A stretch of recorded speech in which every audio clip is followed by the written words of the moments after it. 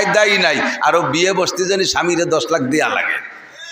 ছোটবেলায় মুহি কচু বেচতাম, একটার সাথে একটা এসে গেলি জড়াই গড়াই নামে দিকে মানে আল্লাহ জানে।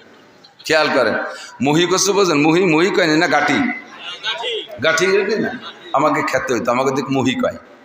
তো মুহি খেতে দিক আছে নাকি জানি না। কচু লাগাইলে ওর গোড়া এরকম বড়টা হয়, ওর নাম হলো মুথা, আর ওর গায়ে ছোট ছোট জড়াই, তার নাম হলো ওই গাঠি বা মুহি। আমাকে খেতে অনেক হইতো। তো উঠাই আই না বাজারে বেচতে যেতাম। আমি 4 5 পড়তাম, আর আমার ছোট ভাই নিচে। তো 2 ভাই বেচতে যেতাম। ও যেত ওই মুথা বেচতি, আর আমি যেতাম মুহি বেচতি। তা আমার মুহি 2 টাকা করে কেজি দমাদম বিক্রি হয়ে যেত। আর ওর মুথা প্রথম জায়গায় 1 কেজি 8 আনা বেচছে, 8 আনা 1 কেজি। পরে খানিক পরে খদ্দের মধ্যে নাই ডাইয়ে ডুয়ে আর একজনের কাছে 4 আনা 1 কেজি বেচছে। আর কেউ নেয় নাই 12 আনা। ও 10 কেজি নিয়ে গেছে। এখন সন্ধ্যা হয়ে গেছে, আর খদ্দের নাই, হাটও ভেঙে গেছে। এখন আমার কাছে মাঝে ভাই কি করবো, এত কি এত রয়ে গেল 8 কেজি। আমি বললাম যার যার দাম আসে সেই বাড়ি নাও, আমারটা খালি হয়ে গেছে, আমি চলে যাচ্ছি। ও এখন বিপদে পড়ে গেছে। আমি কাছে ভাই আমার মুহিকাট মুথা কাটা কেউ ফিরিয়ে নেন, তাও কেউ নেয় না। ফিরিয়ে নেন তাও নেয় না। এরপরে কয় এই 8 কেজি যদি নেন তাহলে আগে যে 12 আনা বেশি ও 12 আনাও দেবো, একটু নিয়ে যান, তাও নেয় না। আগের মা বোনদের দাম ছিল, আগের মা বোনদের মেয়েদের দাম ছিল। মুরব্বীরা সাক্ষী দেন, আপনাদের বাচ্চা ছাড়া বিয়ে করতে যাইয়া শ্বশুর বাড়ি ঘর একখান পণ কইতে, পণ দিয়ে বিয়ে করে আনা লাগছে। কতক্ষণ ওই পণই দেন মোহরের টাকা। এরপরে দাম কমতি কমতি কমতি কমতি এখন সে মুথার মতো উল্টে গেছে। আর দিন যা বেশি সবটা তোমারে দেবো, কোনো মতে নেও, তাও নেয় না। আদা কচু হয়ে গেছে, ঠিক না? লুজুমু মাহরিন, বিয়ের হাকিকাত। 1 বোঝা টাকা কাঁধে চাপা, দেনমোহর পরিশোধ করা ওয়াজিব, পরিশোধ করা ওয়াজিব। যদি কেউ দেনমোহরের টাকা স্ত্রীকে না দিয়ে মারা যেয়ে থাকেন, ওয়াল্লাহি আল্লাহর কসম, আস-সিরাতু বাইনা সিরাতি আল জান্নাহ, পুল সিরাত পার হওয়ার পরে জান্নাতে যাওয়ার আগে আরেকটা পুল বানায় দেবে। ওইটার নাম হলো সিরাতুল কিসাস। প্রতিশোধ নেয়ার পুল হবে, প্রতিশোধ নেয়ার পুল হবে। আপনি নামাজ ভালো, রোজা ভালো, হজ ভালো, যাকাত ভালো, ফরজ ভালো, ওয়াজিব ভালো, সুন্নাত ভালো, তাহাজ্জুদ আছে, ইশরাক আছে, আবিন আছে, তাবলীগ আছে, চরমুনায় আছে, নগরকান্দা আছে, সব কিছুতে ভরপুর। বাস আপনি পুলসিরাত পার হয়ে চলে যাবেন। কিন্তু ওই পাশে যাইয়া ওই প্রতিশোধের যে পুল আছে, 2 পাশে 2 জন উঠবে। বুড়ি উঠবে এই দাজ্জে, বুড়ো উঠবে ওই দাজ্জে, 2 জন সামনাসামনি। বুড়োরে বুড়ি যে ধরবে, বুড়ো নোটক বাটুস্কুপ দাঁড়াও, কুম্বেজিল্লা, কোনো কথা হবে না। তুমি আবার কেডা? ভাই এখন তো চিনবা না, দেনমোহরের টাকা কটা ফেলাও। দেনমোহরের টাকা দিয়ে জায়গা কি করবা? কয় আমি পায়খানায় ফেলে দেবো, তো টাকা ফেলা। বুড়ো 60 বছর আমার যেভাবে পারছো সেভাবে ব্যবহার করছো। তোমার 1 ডজন ছেলে মেয়ে আমি পেটে করে নিয়ে ঘুরে বেড়াইছি। 1 ডজন ছেলে মেয়েরে একটা বাচ্চারে পালতে আমার 60 মণ করে দুধ খাওয়াইছি আমার স্তনের থেকে। তোমার বাড়ির সব কাম কাজ করছি, জীবনে আমার একটা টাকা দাও নাই।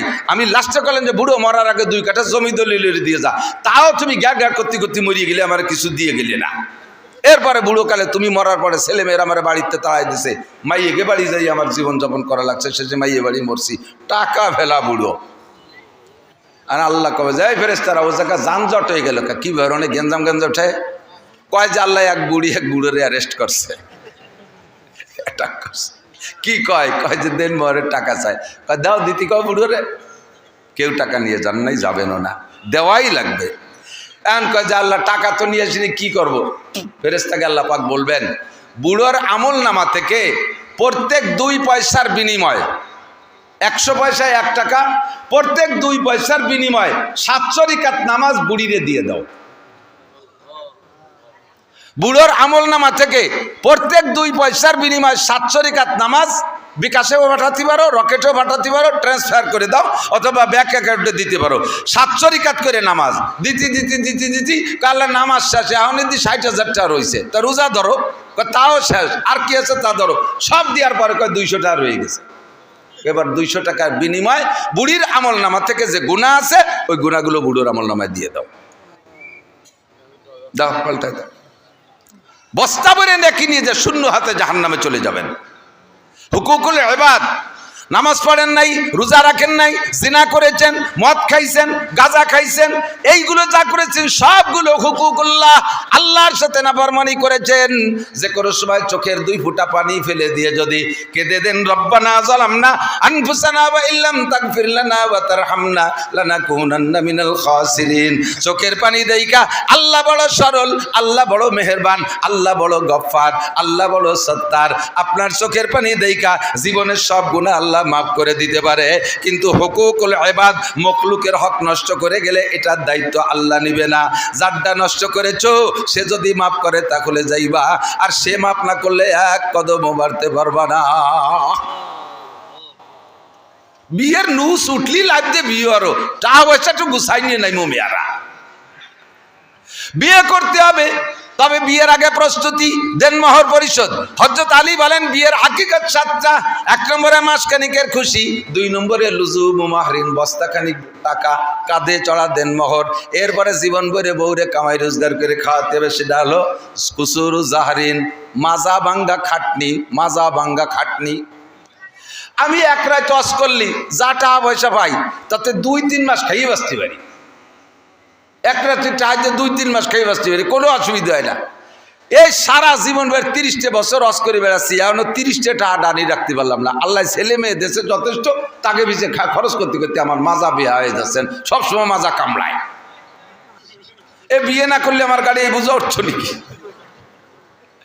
এরা কয় কুসুরু জাহরিন, উলামায়ে কেরাম একটু মনে রাখেন, সুরুরু শাহরিন লুজুমু মাহরিন, কুসুরু জাহরিন মাজা ভাঙ্গা খাটনি।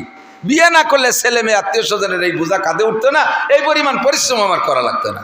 কুসুরু জাহরিন হুমুমু দাহরিন, সারা জীবনের দুশ্চিন্তা, সারা জীবনের দুশ্চিন্তা। এইটাই কব বলি কিন্তু সরিয়ে চলি ওই জায়গাতে, এই জায়গায় রেখে হলো কি কয় মুনাসাবাতে বাব, বুখারী হাদিসের ভাষায় বলে মুনাসাবাতে বাব।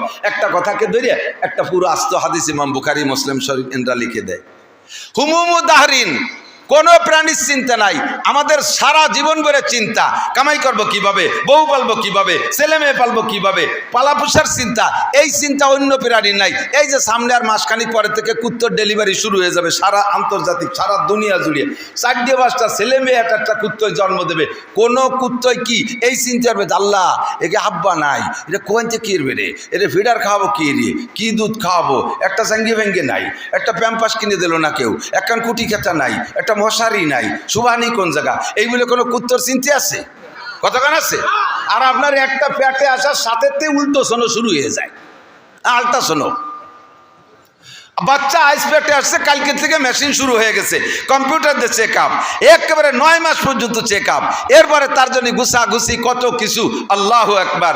এই চিন্তা অন্য প্রাণীর নাই, গরুরও নাই, ছাগলেরও নাই, কুত্তরও নাই, কোনো প্রাণীর এই চিন্তা নাই। এই হুমুমু দাহরিন দুশ্চিন্তা একমাত্র মানুষের। গম হামকো দিয়া সবসে যে মুশকিল নজর আয়া, অন্য কেউরে দুশ্চিন্তা দেই নেই, একমাত্র মানুষকে দুশ্চিন্তা। দেখেন যারা রাজা হবে বলে নাচিয়ে বেড়াচ্ছে, তাদের চাইতে আমরা ভোটাররাও চিন্তা কম হচ্ছি না। কতক্ষণ? কোন প্রাণী জগতের ভিতরে এই রাজনৈতিক দুশ্চিন্তা নাই, আমাকে মধ্যে আছে। একে বলে হুমুমু দাহরিন, সারা জীবনের দুশ্চিন্তা। এই কথাটা কয়ে নেই একটু মনে রাখার জন্য। তাহলে বিয়ের হাকিকাত 4টে কইছি। 1 নম্বরে সুরুরু শাহরিন, 2 নম্বরে লুজুমু মাহরিন, 3 নম্বরে কুসুরু জাহরিন, সারা জীবনের মাজা ভাঙ্গা খাটনি, 4 নম্বরে হুমুমু দাহরিন, দুশ্চিন্তার বোঝায়, দুশ্চিন্তার বোঝা মাথায় ওঠে, 5 নম্বরে নুজুলু কবরিন, খাটতে খাটতে খাটতে খাটতে শেষ কবরে চলে যেতে হবে। 6 নম্বর আর 7 নম্বর দুকুলু জান্নাতি নাও নারিন, ওই ভালো চালাইতে পারলে বউ বাচ্চারে সুন্দর পরিচালনা করতে পারলে বেশতে, আর যদি উল্টো পাল্টা চালাও তাহলে দোজক। এই হলো বিয়ে। এছাড়া বিয়ে আর কি? কতক্ষণ? গম হামকো দিয়া সবসে যে মুশকিল নজর আয়া। আল্লাহ তাআলা আমাদেরকে দুশ্চিন্তা দিয়েছে। এবার দুশ্চিন্তার ভিতরে আমরা যে যে হালাতে আছি, আপনারা সাধারণ পাবলিক বিভিন্ন কাজে বন্টন আছেন। আমরা হুজুররা, আপনারা মনে করেন যে সব হুজুরের এক কাজ, তা না। হুজুরকে ভিতরে আল্লাহ তাআলা কাজ ভাগ করে দিয়েছে। একদল মসজিদের ইমামতি করে, আরেক দলে মুয়াজ্জিনি করে, আরেক দল হাদিস পড়ায়, আরেক দল মুহতামিমি করে, আরেক দল হেফজখানায় পড়ায়, আরেক দল কিরাতখানায় পড়ায়, আরেক দল পীর মুরিদি করে, আরেক দল ময়দানে জিহাদের কাজ করে, আরেক দল লেখালেখি করে। আর আমাদের মতো এক দলটা আল্লাহ তাআলা কইছে তোমরা ওয়াজ করে খাবা। আমাকে দেশে সবচাইতে কঠিন এই ওয়াজ করা। কিতাব লেখলাম, জায়গায় বসে বসে 10 খান দেখে দেখে মিল করে একটা লিখে দিলাম, কিন্তু সে জায়গা অভিযোগ করার কেউ নাই, সাফাই ছাড়িয়ে দিলাম, খালি খালো না খালি না খালো। কিন্তু এই জায়গা 12 তালের মানুষ আছে, আমলিগ, বিএনপি, জামাত, জাতীয় পার্টি, আটরশি, চন্দ্রপাড়া, মানিকগঞ্জ, সুরেশ্বর, বজেশ্বর, ইনায়তপুর, বাহাদুরপুর, শরীয়তপুর, মাদারীপুর, ফরিদপুর, যত পুর আছে সব পুরীর লোক আছে। তবলিগ, সরমনাই, এতাহাতি, ওয়াজাহাতি, হেজবুত তৌহিদ, কাদিয়ানি, ইয়ানি, শেয়ানি, বারোয়ানি, ছয়ানি, সব দলের মানুষ আছে। ছোট আছে, বুড়ো আছে, গুড়ু আছে, কান্দা পার্টি, হাসা পার্টি, দোয়াসলা পার্টি, সব দল পার্টিরে গুছাই গেছে বসায় রেখে 2 ঘন্টা ওয়াজ করা কঠিন ব্যাপার, খুব কঠিন ব্যাপার। এক দলের এক ফাঁসি হয়ে গেলে আরেক দল কয় চল যাই, যে গোপালগঞ্জের হুজুর নিজে গিয়ে শুরু হচ্ছে, আবার তাই কয়। আবার যদি কইলে আমি বিএনপি বাপ, তাহলে আমলিগ করে যারা, তারা কয় চল যাই, হয়ে গেছে গোপালগঞ্জে হলে এবার নষ্ট হয়ে গেছে। এই সব মেনটেন করে কথা বলা বহুত বড় কঠিন। দিন রাত 24 ঘন্টা, সাথে মাদ্রাসায় পড়াইও, সাথে মোহতামিম, 2টে মাদ্রাসার মোহতামিম, 2টা দাওরা হাদিস মাদ্রাসা পরিচালনা করা লাগে। 2 মাদ্রাসায় আমার 56 জন শিক্ষক। সরকার 56টা টাকাও দেয় না, একখান ফুটো টিনও দেয় না যে একটু সাবলা ছুড়ো বানায় তাহলে তাইও কিচ্ছু দেয় না, 1 মুঠ চাইল দেয় না। এই 56 জন শিক্ষক আর 2 মাদ্রাসায় 400 ছেলে বোর্ডিংয়ে খায়। আমার আপনার বাড়ি 2 জন 4 জন সদস্য নিয়ে আমি আপনি এটা স্থায়ী আয়ের উৎস আছে, কামাই রোজগার করে তাই সেই 4-5 জন মানুষকে খাওয়াই ভরাইয়ে খুশি রাখতে পারেন না। ও দোস্ত, 400 মানুষকে খাওয়াইতে হবে, যার যে শুধু যদি ভাতও দেন, পাতলা একটু ডাইলও দেন, চিন্তা করেন কি পরিমাণ খরচ। বছরে 12 মাসের 9টা মাস বোর্ডিংয়ে খাবার দেওয়া লাগে। এই 56 জন শিক্ষকের বেতন দেওয়া লাগে, থাকার জায়গা দেওয়া লাগে। আমার এক মাদ্রাসায় বিদ্যুৎ বিল আসে 25,000 টাকা। এলো আমাদের ছোট মাদ্রাসা। চট্টগ্রাম নানুপুর মাদ্রাসায় গেছি, আল্লাহু আকবার, একদিনে চাউল রান্না হয় বোর্ডিংয়ে 82 মন। পুরোই মুস্কুন্নি ইউনিয়ন করে খাওয়ানো যায় না। এটা কোন ইউনিয়ন? আমি মুস্কুন্নি ইউনিয়ন করে দিছি, হামিদ্দি ইউনিয়ন। সারা ইউনিয়নের মানুষকে একদিন খাওয়ানো যায়। এই পরিমাণ চাউল এক মাদ্রাসায় একদিন রান্না হয়। নানুপুর, হাটাজারি এরকম হয়। খাওয়াই কে? একটু বলবেন না কে খাওয়ায়? যে আল্লাহর উপরে ভরসা করে আল্লাহই তার জন্য যথেষ্ট, ঠিক না? আল্লাহ যথেষ্ট। তাকদু খেমাসান তারুহু বেতানান। কওমি মাদ্রাসার উলামায়ে কেরাম পাখির মতো তাওয়াক্কুল নিয়ে চলে। পাখির ঘর নাই, বাড়ি নাই, জায়গা নাই, জমি নাই, চাকরি নাই, বাকি নাই, ব্যবসা নাই, বাণিজ্য নাই, বিজিএফ কার্ড নাই, পঙ্গু ভাতা, বয়স্ক ভাতা, বিধবা ভাতা, কিছু দেয় না সরকারে। পাখি একটা গাছ লাগায় না, 1 মুঠ ধান বুনয় না। অথচ এই দেশের সমস্ত যত ফসল আর ফল আছে, যে পাখিতে যে জাতের ফল ফসল খায়, গারিস্তের চাইতে 8 নম্বরটা পাখিতে খায়। ওই আম গাছের 60 ডালে একটা আম প্রথম পাকছে, বাড়িওয়ালা সহে দেয় না, পাখিতে সে অর্ধেক খাইয়ে আর অর্ধেক ছাড়ি দিয়েছে, কাকা এইটুক তুমি খাও। ধান বুনেছেন, পাকা ধান আগে বাবুই পাখিতে খায়, ঠিক কিনা? সব তারা খায়, অথচ তাদের ক্ষেত খামার নাই। তাদের সারা বছর কোনো ক্ষুধা থাকে না। সকালবেলা খালি পেটে বেরোয়, সন্ধ্যাকালে ভরা পেটে বাড়ি আসে। উলামায়ে কেরাম আটি সওয়াল মাদ্রাসা খুলে সারা বছরকে সামনে নিয়ে খালি হাতে রওনা দেয়। বছরের শেষ আল্লাহর রহমতে খাইয়ে দেয়, ও খারাপ না। আমি তো এই যে খাটতে শুয়ে যাচ্ছি, আর বাকি হুজুরকে দেখছেন আল্লাহর রহমতে গায়ে গতের গোস্ত আপনার কাছে বাড়িয়েটা কম না, এর বেশ মাতিয়ে গেছে খাইয়ে দিয়ে।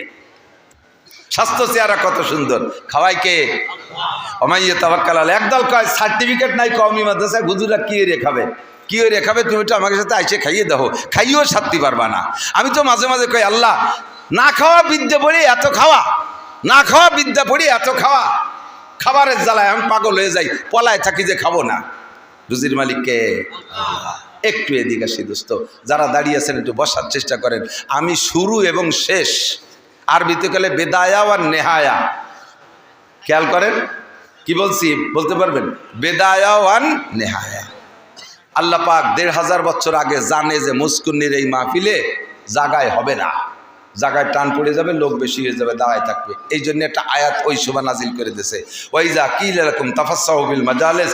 যখন তোমাদের বলা হয় যে দেখো কত মানুষ আহলে হাদিস আলাগের মতো বই ছানা বাঁধে দাঁড়ায় রয়েছে, এইরকম যদি হয় যে ভিতরে জায়গা হচ্ছে না, বসার জায়গা, তোমরা একটু জায়গা করে দাও, একটু জায়গা ছাড়িয়ে দিয়ে জায়গা করে দাও। হয়তো বলবেন যে আল্লাহ আমি সেই সন্ধ্যের সময় এসে ফাঁসাই দিয়ে ঘষে বসে কত সুন্দর একটা জায়গা বানায় বসে রয়েছি, আমি এত ভালো জায়গা ছাড়িয়ে দিলি, তুমি আমার কি দিবা কও, পছন্দ হলে ছাড়বো নাহলে ছাড়বো না। আল্লাহ কাইয়াফসাহিল্লাহু লাকুম, সূরা তোরে বেহেশতের মধ্যে জায়গা দেবো।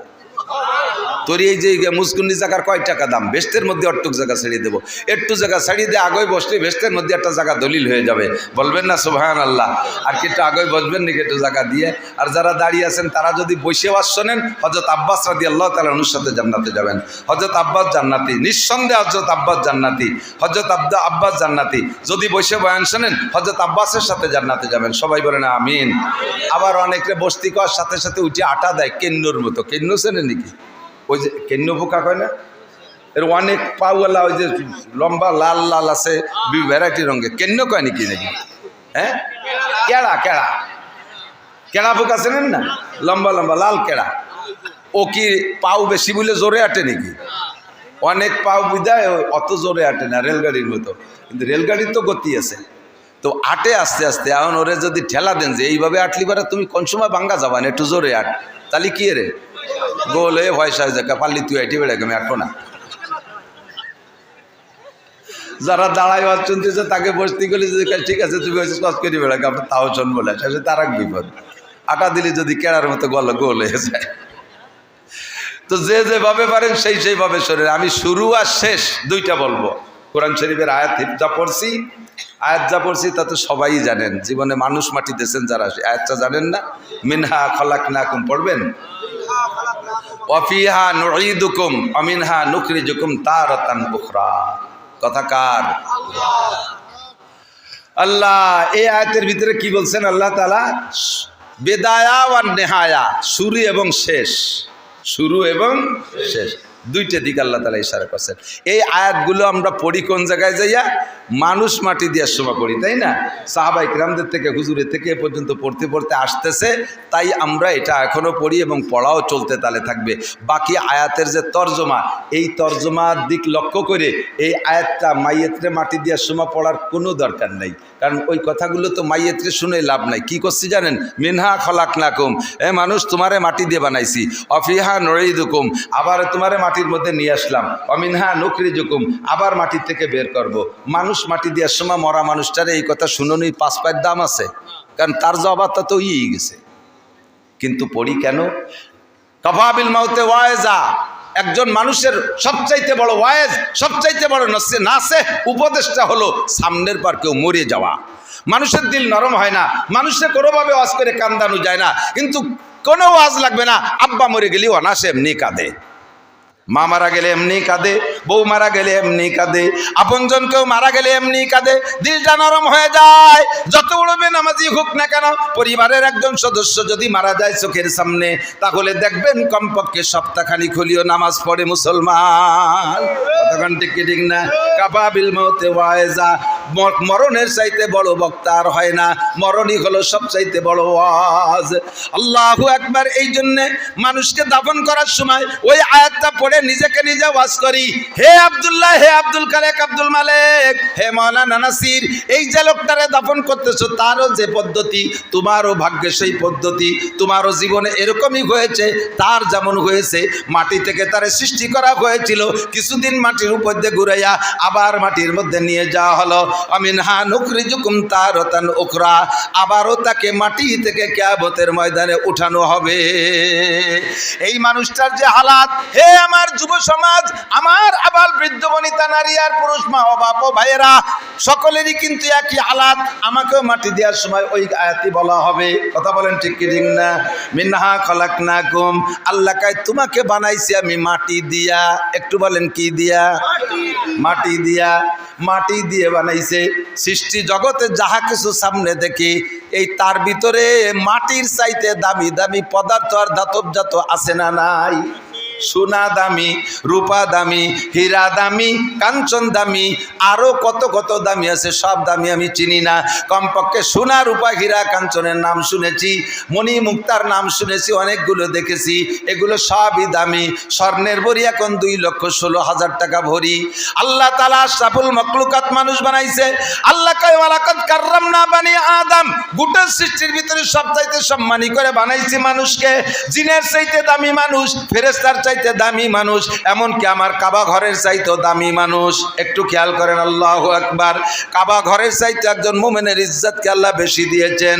একটু লক্ষ্য করেন, যদি কোনো মানুষের এগেনস্টে মিথ্যা মামলা করে, আবার খেয়াল করেন, একজন মুসলমান আর একজন মুসলমানের এগেনস্টে যদি মিথ্যা মামলা করে, আর ওই মিথ্যা মামলায় যদি আর একজন সাক্ষী দেয়, মিথ্যা মামলায় যদি বাদীর পক্ষে কেউ সাক্ষী দেয়, মিথ্যা মামলায় যে বাদীর পক্ষে কোর্টে দাঁড়ায় সাক্ষী দিলে আসামি যখন দেখে যে একেবারে তাজা কথা, মিথ্যা কথা বলল, আসামির অন্তরে কষ্ট লাগে কি লাগে না? এমনভাবে মিথ্যা মামলায় মিথ্যা সাক্ষী দিয়ে একজন মোমেনের অন্তরে কষ্ট দিলে কি পরিমাণ গুনাহ হয়। আল্লাহর ঘর কাবা ঘর, আল্লাহর কাবা ঘর